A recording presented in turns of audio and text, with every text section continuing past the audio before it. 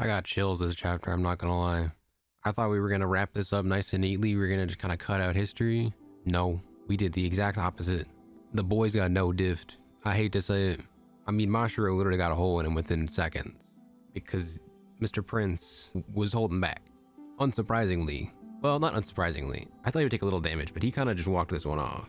We get some backstory here, which is that this civilization is they're really praying to that stone. They really love that thing. It is really sunk into their being and their powers and their society.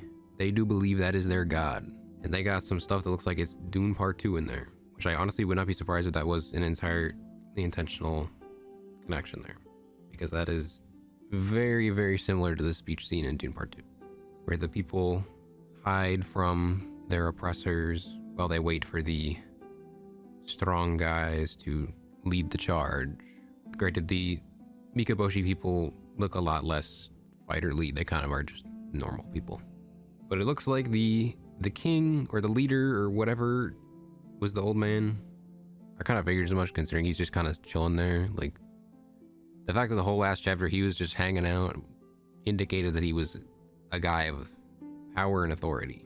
And as always, Shiba, our Mr. does not desire conflict, but tries to be rational, and neither side really wants it at this point, but they've already killed people on both sides, so we're kind of it's just war.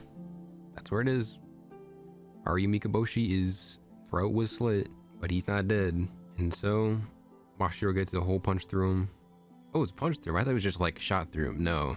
Haruyu, Mr. Prince, literally just, I think, punches straight through Mashiro's chest. He's not dead just yet, because Mashiro immediately pops up the domain expansion, hits like 20 pressure things. Well, he's trying to keep his cool, but then it's not looking good for the boys, especially the Soga clan ones, because there's bad blood there, to say the least. He will be killing people. But we also get a little peek into the Soga clan. We get to see the principal, the power that, did a bit of the genociding, did a bit of the killing that put the Mikaboshi where they are. Which, good to see it, but also like that is gonna trigger the hateful rage. But also, like, the Soga clan clearly doesn't care. They were the victors. But the fact that Hiroto's the only one of it is a bit surprising to me, which I don't know if that's through shame because people are like, well, I don't want to be the one who used the genocide magic, or if it's just like you need to be X level of good to do it. But it is very cool to watch as he hits his little sword and it puts a hole in the ground. But unfortunately, he's dealing with the ground guys. Even the dead guys are fully dead. All the bugs, they climb and climb as they drink the blood of the bugs, which he makes look not tasty, but less bad than it probably could be.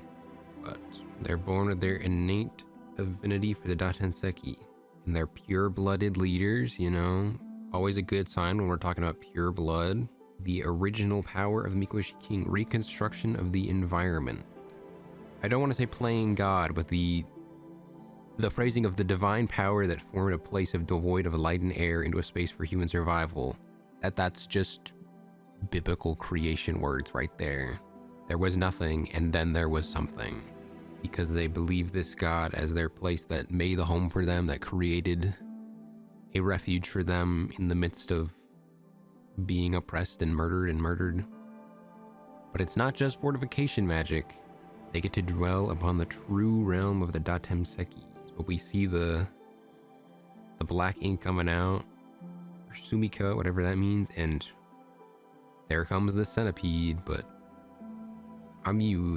bro looks crazy. The last panel of this chapter gave me chills in so many different ways. Like, Hokazono, you've done it. You've created aura again. Just looking at it too, like, artistically, it is just so impressive to me, the range of colors and how well he uses the spectrum of black and white to enhance his scene, because there's the pure dark of the Datseki powers of Sumika, and it kind of fades into the speckled gray of the rocks as it like seeps up the side, and then you have Are You there, who is his contrast works well in the environment, but you can kind of see him blending into the earth because, you know, he is part of the earth. He is just really cool. Hate to say it. Not really. I don't hate to say it. I think he's just cool. He's auraing it up. But as Hokazono does, he just makes the coolest guys. He knows his moments. He understands the medium of manga so well in terms of just structuring things for setups and payoffs and ending off on these cliffhangers where you just want to read the next chapter. You just want it to never end. Like, he builds and he builds, he fights, then he builds and he builds, and he hits you at that last page and you're like, ah. You can feel your bones crying out because you want to read some more. And boy, do I. I cannot wait to see this unfold. I thought we were going to just rewrite history here, but we are getting history, and it sounded like we're about to lose everyone but Shiba again, which is realistically because he's probably just going to teleport away. But he gets survivor's guilt from that one, which is more than enough to compensate for all of that.